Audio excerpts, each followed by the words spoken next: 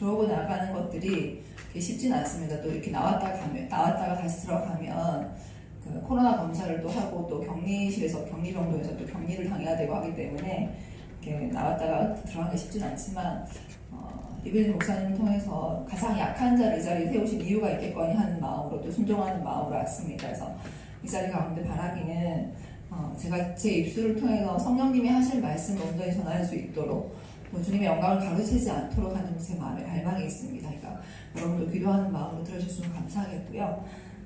사실은 제가 이렇게 공식적인 자리에 서는 것이 너무 오랜만이라서 되게 떨립니다. 떨리고 또 사실 이빌린 목사님이 굉장히 좋은 강사들을 많이 알고 계실 텐데 하필 저 같은 자를 이 자리에 왜 세우셨을까라고 하는 것들이 사실 제 안에 계속 질문되어졌었어요. 그래서 되게 많이 질문했었고 한 2달 전에 저한테 사실 얘기를 하셨는데 그때만 해도 제가 좀 건강이 좀 많이 회복될 때였기 때문에 저는 그때만 해도 주님이 저를 좀 낫게 하셔서 치유됨을 간증하게 하시려나 하는 생각을 했었습니다. 근데 주님의 생각이 좀 다르셨나 봐요. 그렇죠? 제가 일단 말씀드리겠지만 지금 그때보다는 지금 좀 건강 상태가 조금 더 좋지 않지만 어쨌든 간에 이 자리에 또 멀쩡하게 걸어서 이렇게 설 수 있다는 것이 저에게 은혜이고 감사합니다.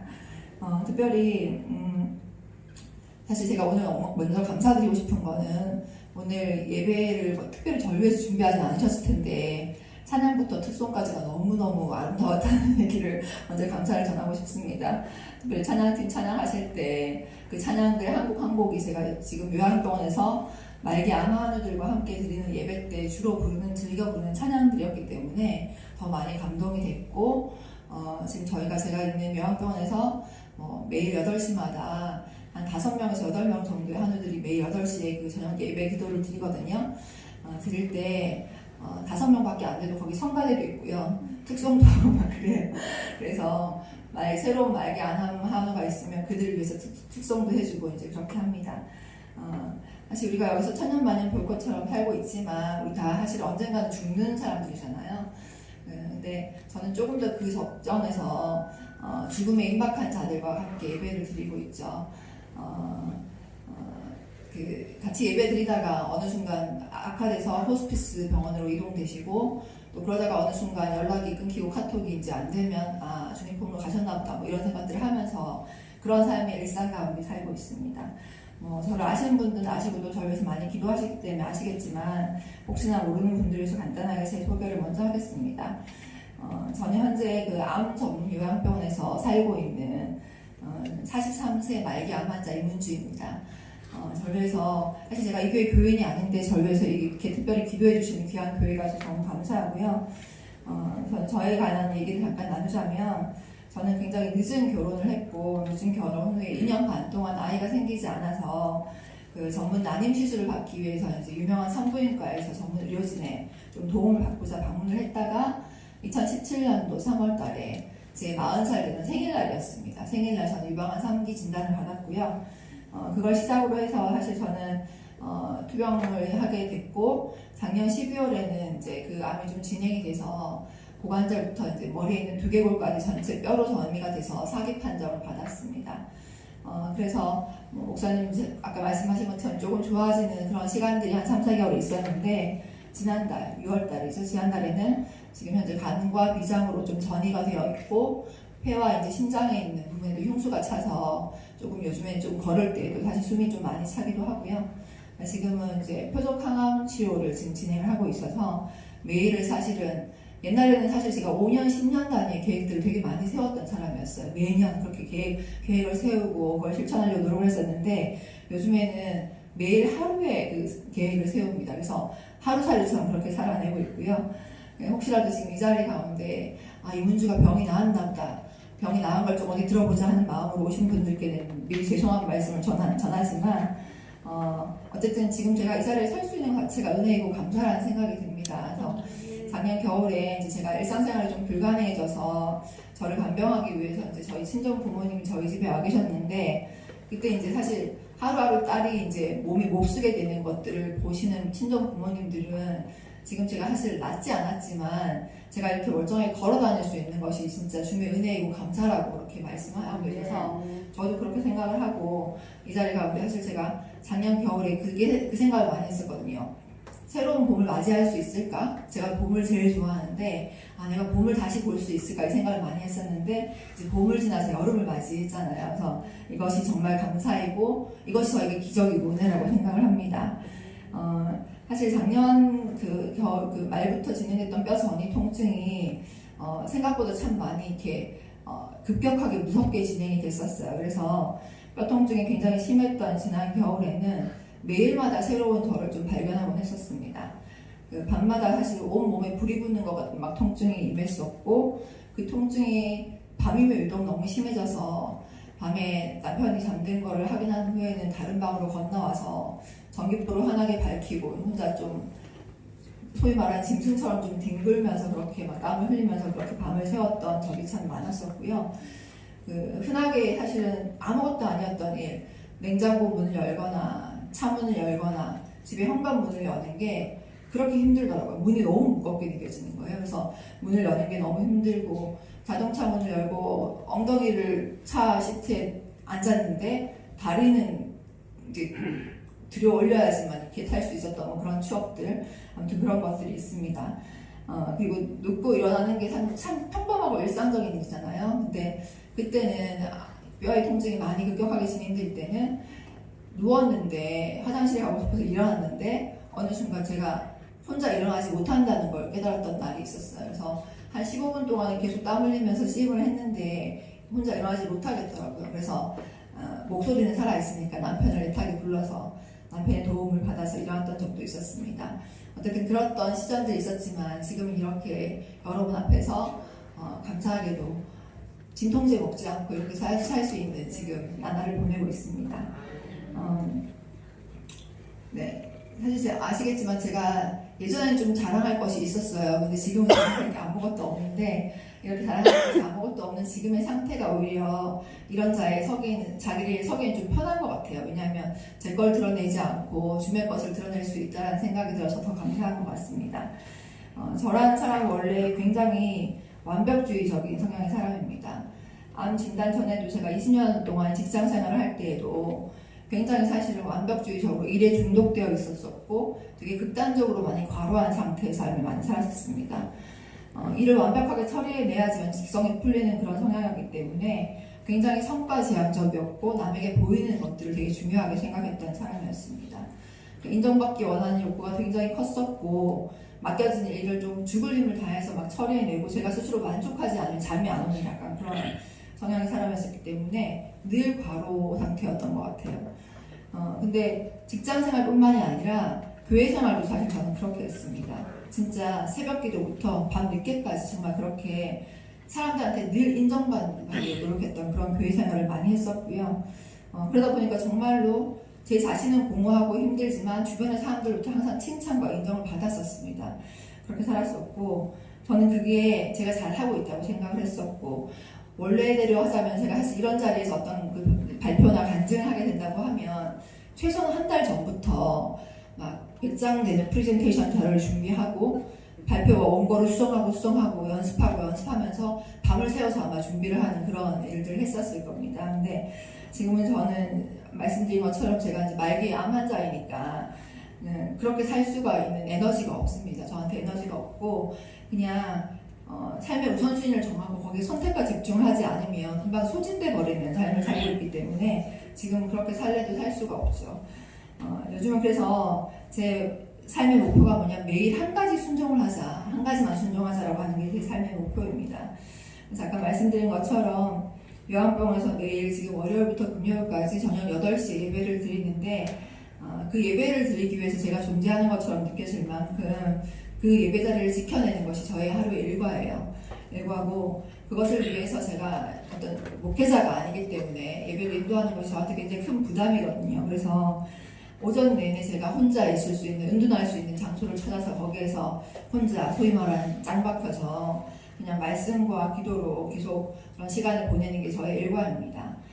그러다가 종종 주님의 시간에 또 주님의 방법으로 어떤 하나들을 만나게 하시거나 연결시켜 주시면 그분들과 함께 손잡고 기도하고 같이 울고 삶을 나누는 게 제 일과이고 삼시세끼 누가 차려주는 식사를 공급받으면서 하루 3번의 항암제를 먹는 것이 저의 일과입니다.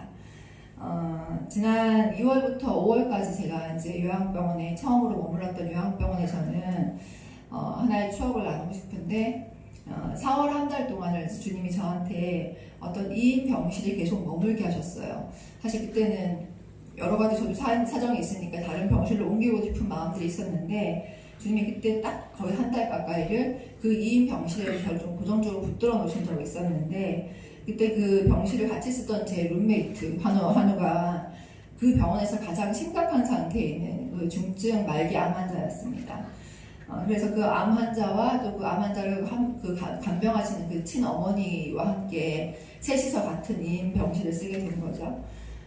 근데 그 환자는 누가 봐도 딱 생이 얼마 남지 않아 보이는 그런 정말 말기 암 환자였습니다. 그래서 대소변을 받아내는 줄부터 해서 많은 그 줄을 꽂고 있었고요. 시도 때도 없이 그 위에 암이 있었기 때문에 토하기를 반복하고 또 밤새 산소호흡기를 가동해야지만 숨을 쉴 수 있는 그런 환자였습니다. 네, 그러다 보니까 사실은 그 좀처럼 다른 환우들이 그 병실에 2인실에 입원하려고 하지 않으시는 거예요. 근데 주님이 저에게 그 방에 계속 머물도록 계속 인도를 하시는 걸 제가 느꼈습니다. 그래서 사실 처음에는 그것이 너무 힘들고 참 부담스럽고 때로는 혼자만의 공간이 없으니까 화장실 가서 예배 드려야 되고 막 이런 일들이 좀 있기도 했었는데 순종하기가 쉽진 않았지만 예배하고 기도하고 그 한화와 교제하고 말씀과 기도로 계속 교제하는 가운데 처음에는 정말 어려웠던 것들이 어느 순간부터 그 말기 암 한화와 예배를 드릴 때 주님의 그 신랑 되시는 주님을 만날 신부를 위해서 매번 인정 예배를 같이 드려지는 그런 느낌이 드는 거예요. 신부의 단장을 영적으로 돕고 있는 그런 느낌이 들어서 너무너무 감사했고 그 시간 가운데 저도 그렇게 주님을 갈망하는 마음, 신랑 되신 주님을 만나고 싶은 갈망하는 마음, 신부로서 정말 더 아름답게 단장되고 싶은 그런 마음들이 저한테 그런 갈증들이 많이 커지는 마음들이 생겼습니다. 그래서 그 한 달간 그렇게 함께했던 그분이 결국은 지금 다른 병원에서 이제 5월 중순경에 주님 품에 안기셨다는 소식을 들었는데 이게 인간적으로 되게 슬픈 일인데 전혀 슬프지 않고 너무 기쁘고 감사하더라고요. 정말 내가 같이 함께 신부 단장을 도왔구나. 정말 아름답게 신부로서 주님 품에 신랑 되신 주님 품에 안기셨겠구나라는 것들을 생각하니까 너무 기쁘고 감격이 전해졌습니다. 그렇게 시작된 2인실에서 예배가 어느 순간부터는 주님이 이제 장소를 옮기게 하셔서 공식적인 휴게 공간에서 이제 환우들과 함께 예배를 드릴 수 있도록 인도해 주셨고 매일 8시면 거기서도 이제 같이 공식적인 환우들의 예배가 있었습니다. 2인실에서 어떤 그 한 달 동안 사역이 끝나니까 주님이 그다음부터는 저를 4인실로 옮기셔서 그다음부터 계속 4인실에 머물게 하셨어요. 근데 지금도 생생하게 기억나는 거는 4인실 방에 저만 예수 믿는 사람이고 아무도 예수 믿지 않는 거예요. 근데 다 이제 암 환우들이고 다 이제 죽음에 직면해 있고 항상 두려워하는 환우들이시잖아요. 주님이 한 날은 저한테 4인실에서 아무도 예수 믿지 않는데 저한테 거기서 중간에 서서 환우들을 위해서 기도해 주라는 마음의 부담을 주셨을 때 정말 너무너무 하고 싶지 않더라고요. 그냥 커튼 치고 혼자 기도하고 싶고 그냥 제가 골방에서 혼자 기도하고 싶은데 주님이 그렇게 하라는 굉장히 강한 부담을 주셔서 그렇게 환우들한테 양해를 구하고 혹시 제가 기도해도 되겠냐고 양해를 구한 후에 허락을 받고 그렇게 기도를 했고 그렇게 기도할 때 강력하게 성령님이 우리 가운데 은혜를 주셔서 또 많은 그 눈물의 기도를 같이 드린 적이 있었고 그런 식의 연결들이 계속 있었습니다. 그래서 주님이 어떤 병실을 찾아가게 하시면 찾아가서 이름도 모르고 뭐 아무것도 모르는 환우 손 붙들고 그냥 같이 기도하고 그렇게 하는 훈련들을 계속 해왔었고요. 그런 훈련의 연속 과정 가운데 지금 제가 거하고 있습니다. 사실 제가 제 질병과 관련된 이야기만으로도 사실 꽤 많은 시간이 필요하겠지만 오늘 제가 진짜 하고 싶은 얘기는 사실은 그 얘기보다도 주님이 가르쳐주신 진짜 사랑에 관련된 그 계명과 관련된 얘기입니다. 아까 목사님 말씀하셨듯이 사회에 많은 문제가 있지만 궁극적으로 해결할 수 있는 문제는 예수님의 사랑밖에 없다는 걸 우리가 다 아시죠. 성경에서 말씀하고 있는 가장 큰 계명은 마태복음 22장에 기록된 내 마음을 다하고 목숨을 다하고 뜻을 다하여 주 너의 하나님을 사랑하는 것과 내 이웃을 내 자신같이 사랑하는 것이라고 저는 그렇게 생각합니다. 저는 모태신앙으로 늘 교회의 테두리 안에서 벗어나 본 적이 없어요. 항상 교회 다녔었고 이 주님의 그 계명, 사랑의 계명을 수도 없이 들었었고 알고 있었고 또 나름대로 실천하려고 되게 애쓰며 살았었는데 위에서도 말씀드렸듯이 저는 교회에서도 사람들에게 칭찬받는 그럴싸한 종교인으로 오랫동안 살았기 때문에 진짜 이 사랑이 사실 뭔지 실제로 깨닫고 실천하지는 않았던 것 같아요. 잘 몰랐어요, 정말. 그리고 저는 사실 하나님 말씀하시는 이 본래 아름다운 이 사랑을 좀 잃어버린 사람이었습니다. 그 사랑이 어떤 건지 잘 알지 못했기 때문에 제 나름의 방식으로 실천하려고 애쓰다 보니까 정말 힘들고 때로는 불가능하다고 여겨지고 막 그랬었거든요. 그런 사랑이 없다 보니까 사실 여기서 이제 제가 북한 선교학교를 15기를 수료했는데 그거를 수강하면서도 북한에 고향을 둔 분들의 슬픔이 무엇인지 공감하는 게 너무너무 힘들더라고요. 사실 좀 눈물이 잘 안 나왔어요. 그 슬픔이 뭔지를 몰라서. 그리고 심지어 제가 암 환우면서도 같은 암 환자들이 받는 고통과 슬픔이 뭔지도 잘 공감이 잘 안 될 정도로 제가 굉장히 감정적으로 메말라 있었던 사람이었고 감정의 일부가 고장난 사람 같은 그런 사람이었던 것 같습니다. 그런 제 안에 진정한 주님의 사랑이 조금씩 회복되기 시작한 것은 주님이 저에게 맡기셨던 한 탈북자 자매를 섬기게 되면서부터였고 또 그것이 좀 더 구체적으로 깊어진 것은 제 유방암이 뼈에서 좀 말기로 이렇게 전이 되면서부터 이런 사람들이 조금 더 깨달아지고 정말 사랑으로 실천할 수 있게 된 것 같습니다. 암 진단은 17년도에 받았지만 2년 반 이상을 저는 거의 통증 없이 살았습니다. 그렇기 때문에 암으로 힘들어하는, 통증 때문에 힘들어하는 그 환우들의 고통이 어떤 건지 저는 전혀 깨닫지 못했었고요. 공감할 수가 없었고 그분들을 위해서 기도할 때 그냥 형식적으로 기도했던 것 같습니다. 그런 저한테 진짜 뼈에 불이 붙는 것 같은 통증이 시작되니까 그제서야 진짜 통증 때문에 힘들어하는 환우들이 얼마나 힘든지를 그제서야 알겠더라고요. 정말 그렇게 뒤늦게 환우들을 위해서 긍휼함으로 기도할 수 있는 제 마음에 그런 긍휼함이 생겼고 지금은 더구나 이제 창살 없는 감옥과 같은 곳이 요양병원이 솔직히 말하면 삼시세끼 굉장히 좋은 식사가 제공되고 안전한 잠자리가 제공되지만 언제 일상으로 돌아갈 수 있을지 기약이 없는 곳이잖아요. 알 수 없는 그런 요양병원에서 생활하면서 비로소 가장 그리운 것이 가족이고 우리 집이라고 하는 것들을 제가 이제서야 깨닫게 된 거죠.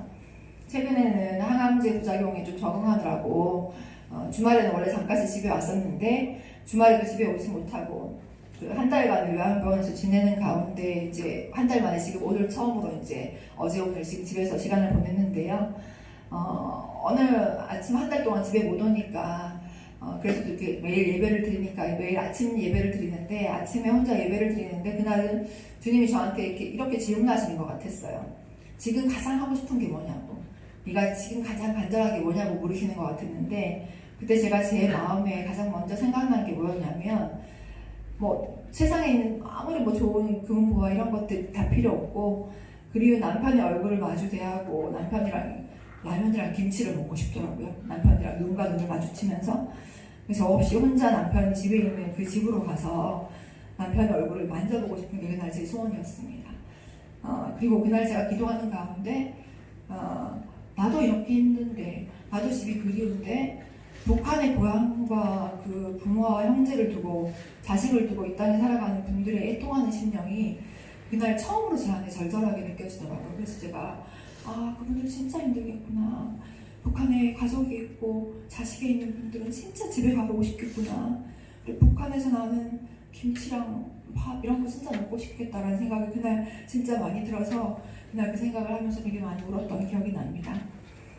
세상에 그 어떤 질병도 쉬운 질병은 없겠지만 특이하게도 암이라고 하는 질병은 늘 극단적인 죽음을 질병하게 하잖아요. 이렇게 대한민국의 의료기술이 세계에서 최고로 발달을 해도 여전히 암은 죽음과 직결되어 있고 그렇기 때문에 암은 죽음, 무덤, 끝이기도 하지만 또 새로운 시작, 부활, 생명이기도 합니다. 저는 암이라는 질병을 통해서 예수님 십자가 사랑이 무엇인지 얼마나 크고 위대한 사랑인지 그것을 통해 주님이 이 땅에 이루시기 원하는 것이 무엇인지 비로소 조금씩 깨닫고 있습니다. 그 과정 가운데에서 주님이 저를 이 암이라고 하는 질병을 통해서 제 안에 무너져 있는 것들을 회복시키시고 특별히 잃어버렸던, 빼앗겼던 사랑을 되찾게 하셨던 사건들을 조금 나누고 싶습니다. 2017년도 유방암 진단 이후에 주님이 저를 근데 그 참 특이하게도 어느 정도 기도가 진행되는 가운데 제 기도의 방향이 나라를 위한 기도와 통일을 위한 기도로 쭉 기도의 방향이 바뀌는 거예요. 제가 의도하지 않았는데. 그래서 사실 40년간 신앙생활을 성실하게 했지만 특별한 행사를 제외하고 저는 사실 나라를 위한 기도, 통일을 위한 기도를 해본 적이 없었거든요. 근데 그렇게 계속적으로 통일을 위한 기도가 계속될 즈음에 통일과 관련된 좀 구체적인 공부를 해보고 싶다는 생각이 들더라고요. 그래서 몇 가지 교육을 들으면서 수강을 하기로 했었습니다. 그러던 중에 우연찮게 이 통일소망선교회라는 곳에서 진행하는 북한 선교학교에 대한 정보를 접하게 됐고 2018년도 제가 4분기 때 8월부터 12월까지 이곳에서 15기 훈련을 받았습니다. 그래서 훈련을 수료를 하게 됐고 그때 이 교육에 참여할 때만 해도 저는 교육을 듣는 것 이상으로 절대로 깊이 발을 들일 생각이 없었습니다.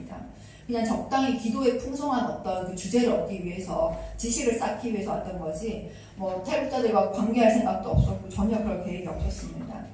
그 당시에도 이미 저는 유방한 3기였었고 제가 식이 관리를 위해서 식이를 비롯한 좀 절제된 생활을 하고 있었기 때문에 뭐 관계를 맺는데 활동도 제약이 있고 여러 가지 제약이 있었기 때문에 깊은 교제를 하기도 어려웠었고 또 남들이 가는 해외 아울렛 이런 것들은 정말 생각도 할 수 없었던 그런 시기였었습니다.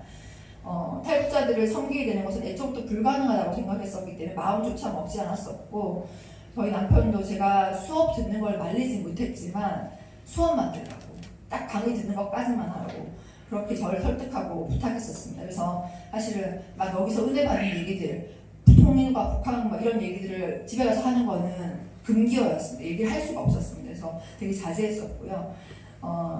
이제 그러던 중에 수료를 하고 12월 달에 수료생들 위주로 이제 단체 카톡방 같은 거에 초대가 돼서 이제 들어가서 올라오는 분들을 거의 읽지 않았습니다. 읽지 않았는데 어느 날은 그날 하필 올라온 글이 제 눈에 확 들어왔는데 현지에 예재원 동남아 현지에 계신 한 선교사님이 올리신 글이었습니다. 한 탈북자 자매가 지금 한국에 배정을 받아서 정착을 했는데 도움이 너무너무 많이 필요한 자매라고 이제 그 카톡에 글이 올라왔어요. 근데 하필 그 자매의 집이 시흥이라는 겁니다. 제가 이제 시흥 목감에 시흥에 살고 있거든요. 그 자매에 대한 간단한 설명을 올려줬는데 짧은 글이었는데 누가 봐도 그 자매의 상태가 영적으로 유적으로 굉장히 심각한 상태라는 것들을 알 수 있었습니다.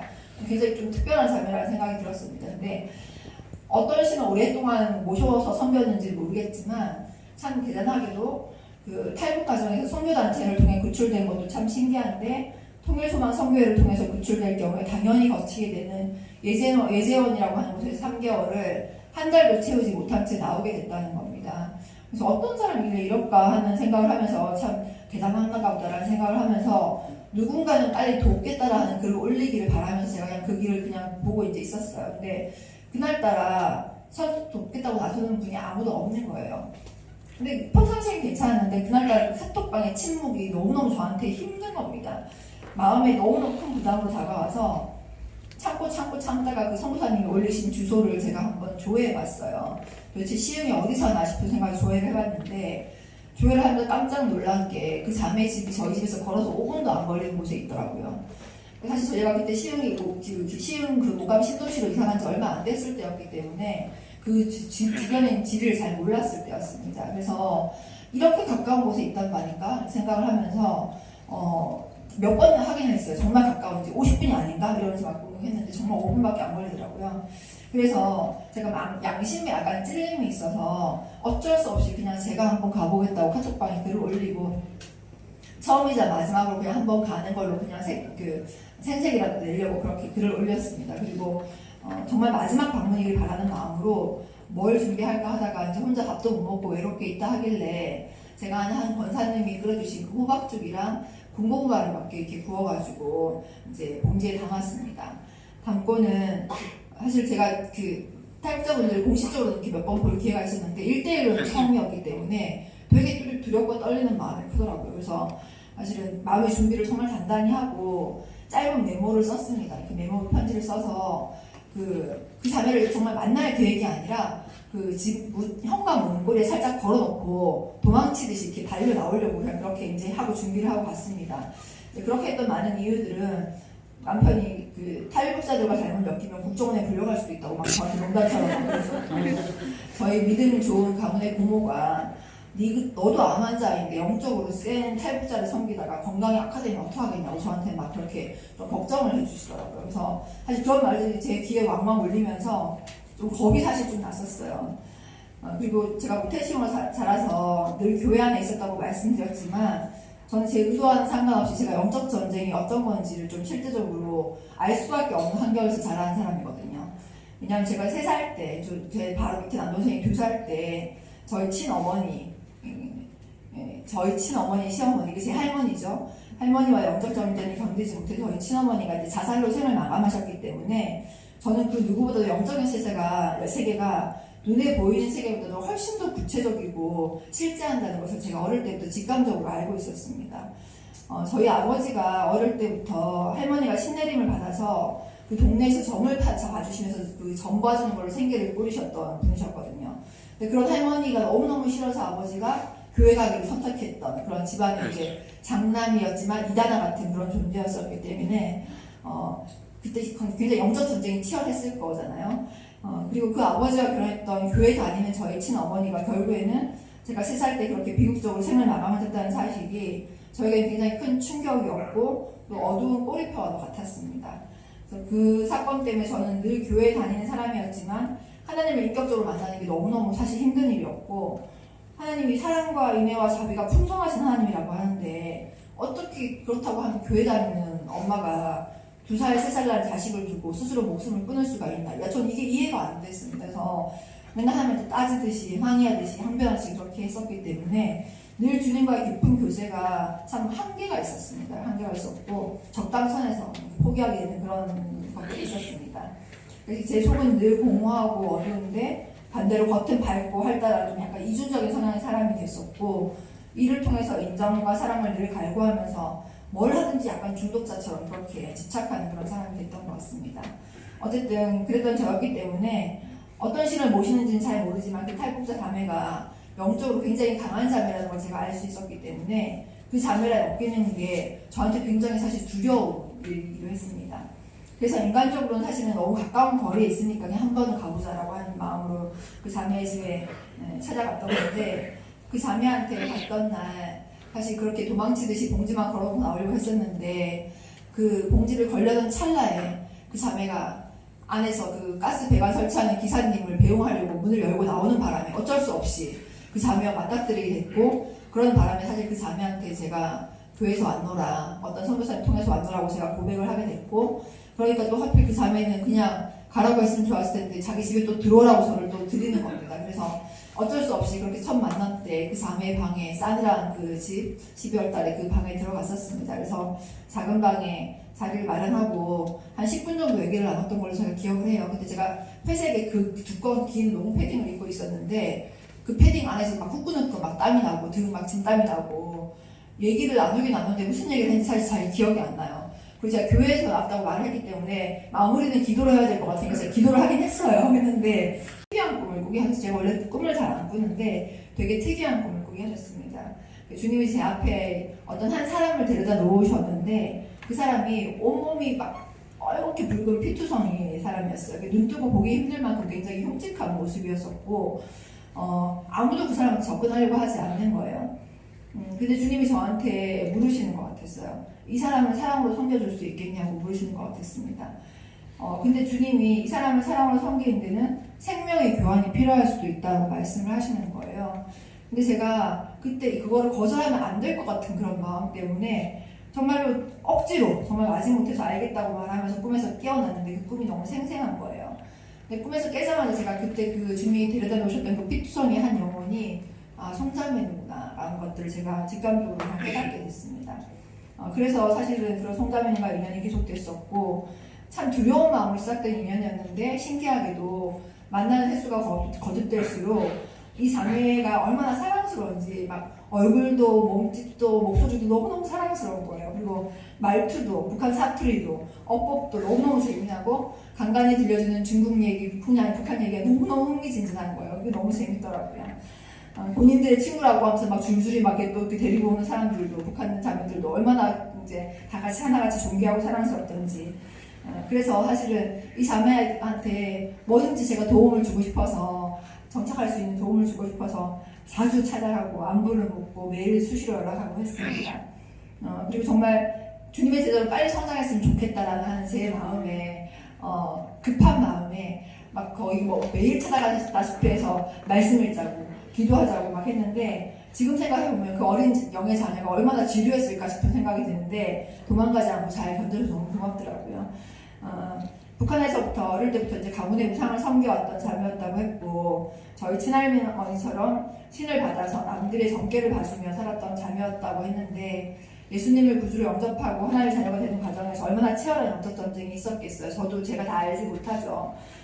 다만 제가 인간적으로 너무 잘해주니까 인간적인 정 때문에 마지못해서 교회에 따라섰던 그 초창기 예배 때마다 예배에 오면 항상 몸을 막 떨고 머리가 너무 아프다고 하고 막 그랬었거든요. 저도 사실 그럴 때 어떻게 대처해야 될지 몰라서 그냥 손을 꼭 잡고 옆에서 계속 기도하면서 그냥 예배를 그냥 들을 수밖에 없었던 게 그냥 제가 할 수 있는 정도였습니다. 그리고 이 자매가 탈북자분들 대부분이 그러하듯이 정착 과정에서 사실 많은 유혹과 어떤 어려움들이 오잖아요. 이 자매도 그런 그 한 고비를 넘을 때마다 제가 이 자매를 잃어버릴까봐, 이 영혼을 잃어버릴까봐 얼마나 애가 타던지 정말로. 육신의 자녀는 제가 사실 저는 임신을 한 번도 해본 적이 없어요. 임신이 안 됐기 때문에 한 번도 없지만 이 영의 자녀를 통해서 부모의 마음이 어떤지, 어미의 마음이 어떤지를 제가 조금은 깨닫게 됐죠. 정말 그렇게 애가 탈 수가 없더라고요. 아침에 눈을 뜰 때마다 이 자매 생각을 하고 밤에 잠자리에 누울 때에도 꿈속에도 이 자매를 생각하고 정말 애가 타들어갈 것 같았습니다. 그리고 어떤 날 만나면 되게 주님에 대해서 관심이 있는 것 같다가 또 어떤 날은 무언가에 마음이 빼앗겨 있는 것 같은 눈빛을 제가 느낄 때가 있었거든요. 그렇게 되면 말은 못하겠지만 제가 마음이 너무 조급해서 막 돌아와서 막 눈물로 애태우면서 기도했던 시간들도 많이 보냈습니다. 이 자매가 그 친딸을 중국에서 이제 한국으로 데려오는 과정에서 굉장히 큰 시험들이 여러 가지 있었는데 그랬을 때 이 자매가 너무 오랫동안 사실 막 실족하고 힘들어하는 거예요. 그래서 사실 평상시 같으면 자매를 찾아가서 같이 기도하자고 말씀 보자고 막 이렇게 권면했을 텐데 그때 너무너무 힘들어하니까 제가 찾아갈 수가 없게 도망갈 것 같아 찾아갈 수가 없겠더라고요.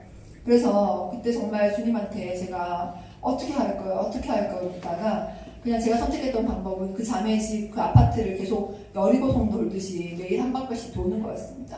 돌면서 주님 제가 지금은 못 들어가요. 제가 들어가면 저 자매가 도망갈 것 같아요. 그러니까 주님이 찾아가서 주님이 저 자매를 위로해 주세요. 이렇게 기도하면서 제가 그렇게 여리고성 돌듯이 그렇게 기도했었고 다행히 이 자매가 무수히 많았던 그 역경 가운데서도 주님의 손을 놓지 않고 주님께 꼭 붙어 있어서 예수님의 제자로 지금 잘 성장하고 계시고 또 이제는 다른 생명의 열매를 맺는 귀한 정말 열매 맺는 가지가 되어서 아름답게 잘 성장하고 계시고 또 이 자매 덕분에 시흥 목감 지역의 많은 탈북자 자매들이 연결되어지고 또 예배할 수 있는 공동체가 이렇게 생겨서 너무너무 감사하게 생각합니다. 제가 지난 12월 달에 그 암이 그 뼈로 전이돼서 일상생활이 불가능해지면서 제가 그때 사실은 제 스스로가 느끼기에 저한테 주어진 시간이 많지 않다고 직감적으로 느껴졌었어요. 그래서 낫고자 병원에 들어간 게 아니라 남은 시간들 좀 효율적으로 잘 정리해야겠다. 집에 있으면 부모님이나 남편이 저를 바라보는 그 애처로운 눈빛을 제가 도저히 감당할 수가 없는 거예요. 그래서 요양병원을 가기를 결정하고 들어갔을 때 굉장히 많은 분들이 저희 위해서 눈물로 기도해 주셨고 반날 저한테 정말 이렇게 살려달라고 애원하는 그런 메시지를 많이 저한테 주셨습니다. 근데 그 많은 기도 중에서도 제가 기억하기에는 송자매님이 정말 밤낮 눈물로 주님께 저를 살려달라고 애원하며 때를 썼던 모양입니다. 그래서 그 기도 덕분에, 기도 때문에 거의 천국까지 갔던 제가 이렇게 다시 살아서 돌아와서 이렇게 여러분 앞에 서게 됐고 그 기도와 더불어서 제가 기억하기에 1월 4일 날 이블린 목사님이 함께 저희 집에 신방을 와서 이제 예배를 드려주셨는데 그때 말씀 전하셨던 게 사도행전 9장에 나오는 도르가라고 하는 베드로가 죽었던 자를 다시 살렸던 그 도르가에 대한 이야기를 말씀을 선포해 주셨는데 그래서 제가 진짜 주님이 천국 문화까지 갔는데 넌 돌아가 그래가지고 제가 지금 이렇게 돌아오지 않았나 생각을 하고 있습니다. 모든 분들의 기도가 제게 너무나 귀해요. 너무너무 감사하고 그러나 특별히 송자매님이 드렸던 그런 그 어린아이와 같은 순전한 기도 정말 떼쓰는 기도 있잖아요. 살려달라고 진짜 그렇게 떼쓰는 순전한 믿음의 기도가 다시 한번 생명의 교환을 이루어냈고 그 기도 때문에 제가 지금 이 자리에 서 있다는 생각이 들고 그 기도 때문에 주님이 제 생명을 연장시켜 주신 거죠. 그렇게 이 자리에 서게 됐습니다. 여러분도 아시겠지만 저와 또 우리 가족들, 믿는 가정이지만 믿는 가족들, 그리고 대부분의 한국교회 성도들 대부분은 성경대로 믿는 믿음이 굉장히 연약합니다. 아시겠지만 어쩌면 없을지도 모르겠습니다. 왜냐하면 죽은 사람을 살린다라고 하는 말씀대로 이루어질 거라고 믿는 믿음이 사실 우리한테는 없어요. 왜냐하면 이미 우리는 물질과 사랑과 또 안전하게 갖춰진 많은 시스템들이 있기 때문에 그거를 우상으로 섬기고 있기 때문에 우리는 사실 그런 믿음이 발동되지 않을 때가 대부분이죠. 그리고 그거는 세상에서만 그런 것이 아니라 교회 안에서도 그런 믿음을 가진 사람들은 많지 않고 오히려 탐심과 교만으로 우리가 우상숭배로 쩌들어 있죠. 그래서 더 이상 하나님이 필요하지 않을 때가 많고 기대하지 않을 때가 너무 많이 있습니다. 그렇게 생명력을 잃어버린 자로 육신의 암이라는 질병이 아니라 영이 죽은 거죠. 영이 죽어있는, 영의 암이 걸려있는 질병으로 죽어가는 저에게 주님이 한 어린 영혼을 통해서 다시 생명을 불어넣어 주셨고, 생명의 그 영원한 생명의 문으로 들어가는 신부 단장을 조금 더 아름답게 할 수 있는, 또 부르심의 소망을 온전히 이룰 수 있는 시간을 주신 것이 너무너무 감사합니다. 오늘 아침에 읽었던 말씀이 참 기억에 많이 남습니다.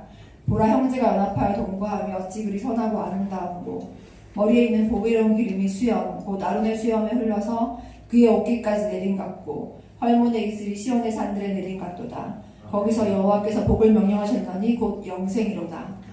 형제가 연합하여 동거하는 것의 결과가 영생이잖아요. 이 말씀, 아름다운 말씀처럼 실제로 그렇게 생명과 생명이 교환될 때 이렇게 영원한 생명이 사실 정말 실제가 되는 그런 사건들이 저도 처음으로 누려보고 있는 것 같습니다. 여러분도 아시겠지만 다시 생명이 연장된 저도 언젠간 다시 죽습니다. 성경에서 죽었다가 다시 살아나는 많은 분들이 있잖아요. 그런 분들이 결국 다 죽었어요. 죽고 저도 그렇게 죽을 텐데, 다만 여러분보다 조금 더 일찍 영원한 생명의 문으로 들어가는 준비를, 주님 앞에 서는 준비를 조금 더 구체적으로 제가 지금 좀 더 빨리 하고 있는 거죠. 이 땅에서 삶이 영원하지 않은 걸 우리 모두가 알고 있지만, 저도 그렇고 여기 계신 대부분의 분들, 이 마치 이 땅에서 천년만년 영원히 살 것처럼 그렇게 우리가 살잖아요. 말기 암 환자인 저도 몸이 좀 괜찮아지면 그렇게 다시 천년만년 살 것처럼 그렇게 다시 돌아가거든요. 지금 제 소원은 매일 주님이 저를 통해서 온전히 일하실 수 있도록 제가 순종하는 것입니다. 지극히 작은 것 하나에 충성하는 주님의 제자이자 주님의 마음을 시원케 하는 신부가 되고 싶고요. 질병이 속히 회복돼서 일상으로 복귀하는 것에 대한 바람도 없지 않지만 살려달라고 또 병을 낫게 해달라고 기도할 염치가 제게는 없습니다. 왜냐하면 이미 저는 충분히 큰 은혜를 받은 자이기 때문입니다. 사도 바울의 고백처럼 이미 제 은혜가 제게 충분히 족하기 때문에 지금 저는 살려달라고 저는 말하기가 사실 정말 염치가 없습니다. 요양병원에 살면서 그곳이 우리 집이 아니고 나는 그곳을 언제까지 떠나야 하는 나그네라는 것이 정말 많이 실감이 나고, 사랑하는 남편이 있는 진짜 우리 집이 있다는 것을 알고 가고 싶고, 또 더 나아가서는 나의 영원한 본향, 나의 영원한 신랑 되신 주님이 있는 영원한 본향이 있다는 걸 알기 때문에 빨리 이 땅에서 사명을, 소명을 잘 감당하고 주님 품으로 빨리 가는 것이 어쩌면 제 소원인지도 모르겠습니다. 주님이 오늘 당장이라도 제 호흡을 거두어 가시면 이 땅에 있는 모든 것을 남겨두고 주님의 심판대 앞에 서야 한다는 사실이 굉장히 실제적으로 깨달아지니까 삶이 매우 가벼워지고 단순해지는 아주 큰 유익이 있습니다. 우리 모두는 이 땅에서 나그네입니다. 여러분 모두도 그렇지만 이 땅에서 우리 삶은 정말 생각보다 굉장히 짧습니다. 우리는 영원한 삶을 사는 존재로 이곳에서 그 시간을 준비하고 연습하는 자들로 부름받은 자들입니다. 그렇기 때문에 신랑 되신 주님과 영원히 살게 되는 하늘로부터 이 땅에 잠시 보냄받은 자들로서 보내신 분의 목적에 합당하게 그 소명을 이루어가며 살아가야 하는 존재들입니다. 저는 지금 암 환자로 요양원에 보냄받은 사람입니다. 주님이 죽음을 직면한 암 환자들에게 당신의 사랑을 나타내 보이시기 위해서 암이라는 질병에 있는 제 몸을 통해서 성유신하신 예수 그리스도께서 친히 일하실 수 있도록 제 몸을 내어드리는 것이 저에게는 굉장히 큰 기쁨이고 영광입니다. 그래서 암이라는 질병으로 고통받으며 죽음을 두려워하는 자들에게 이게 끝이 아니라고, 영원한 생명이 있다고, 우리는 영원한 생명을 사는 존재라고, 그것들을 말해주기 위해서 쉬지 않고 저를 통해서 일하시는 주님과 동역하는 것이 지금 제 삶의 유일한 이유이자 존재의 목적입니다. 언젠가는 저도 송자민을 비롯한 이곳에 계신 분들과 함께 중국과 북한 땅에 그렇게 보냄받은 자로 복음을 들고 가고 싶은 소망이 있습니다. 그리고 그 땅을 밟아보고 여러분의 부모, 형제, 자녀, 자매들을 만나보고 싶은 마음이 있고 그 땅의 산물로 만든 떡을 나누며 교제하고 싶은 마음이 있습니다. 생각만 해도 정말 기쁘고 가슴이 막 떨려요. 근데 그러나 그리 아니하실지라도 여러분보다 조금 더 일찍 주님이 저를 영원한 본향으로 부르신다고 해도 우리 주님은 너무나 선하시고 아름다우시며 완전하신 분이십니다. 우리는 서로를 위해 믿음의 경주를 힘써 달려가며 함께 주님의 뜻을 이루는 동역자요 형제 자매입니다. 우리가 서로 사랑함으로 북한 사람이 남한 사람을 위해서 또 남한 사람이 북한 사람을 위해서 목숨을 버리기를 정말 작정한다면 우리가 생각하는 통일은 머지않아 이 땅에 도래할 것입니다. 그리고 그 통일은 온 열방의 하나됨으로 이어질 것입니다. 주님 오실 날이 정말 완성되는 거죠. 여러분도 잘 아시듯이 주님의 다시 오심이 정말 멀지 않았습니다. 진짜 주님이 오실 날이 멀지 않았고 제가 암 투병 가운데 있다 보니까 그게 정말 실제적으로 너무너무 실감나게 느껴지고 지금 여러분이 코로나19 사태를 보시면서도 아시겠지만 우리 주님이 다시 오신다고 말씀하신 그 나팔 소리가 크게 울리는 걸 다 듣고 계시죠. 정말 그날이 멀지 않았고요. 그렇기 때문에 우리 모두가 보냄받은 자리에서 여러분 모두 다 어딘가로 누군가를 위해서 보냄받은 분들이시잖아요. 그 자리에서 우리 보냄받은 자로서의 소명을 함께 힘써 이루면 주님의 마음을 시원케 하는 자들로 함께 일어나기를 제가 소망합니다. 그래서 제가 여러분과 이 교회를 또 주의 종을 기억하면서 부족한 제가 날마다 기도하고 있고 앞으로도 계속 기도할 것입니다. 준비한 말이 많이 있지만 또 다음에 우리가 같이 사절에서 나눌 기회가 있을 거라 생각을 하고 제가 마무리하면서 기도 잠깐 하겠습니다. 고난당한 것이 내게 유익이라 이로 말미암아 내가 주의 윤례들을 배우게 되었나이다. 아멘.